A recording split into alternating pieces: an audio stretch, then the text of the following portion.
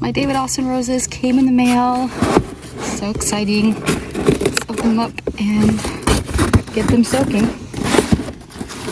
And then I'll let them soak in a tub, plant them tomorrow.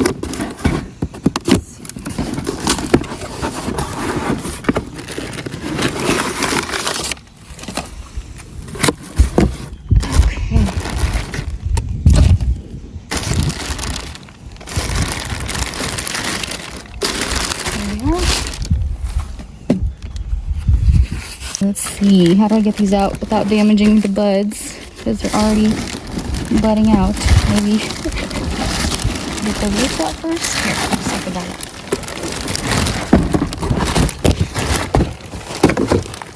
Okay. I might get, oh, perfect.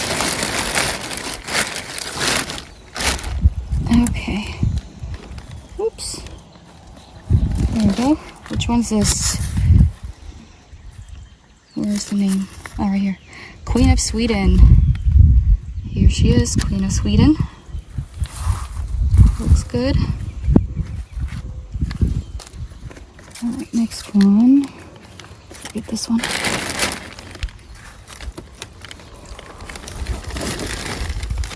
This one is Litchfield Angel, a white rose. There's some long roots. I'm just putting them in this tub right here, and they'll soak overnight, and then I'll plant them tomorrow. This one, Princess Alexandra of Kent. I think it's like a pink one. Looks good.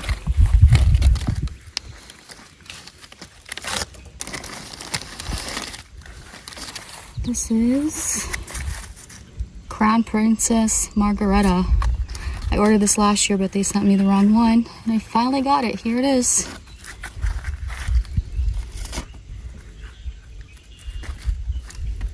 Okay. And the last one, the fifth one, is Munstead Wood, a red one. I'm excited to see how this one looks. It looks so beautiful in pictures. Looks really healthy. That's my David Austin roses, came in the mail, and they're soaking to plant tomorrow. Here's a little update on the David Austin roses. They've been in the ground for a few weeks now. All 5 of them are sprouting and looking good. So this one is Princess Alexandra of Kent.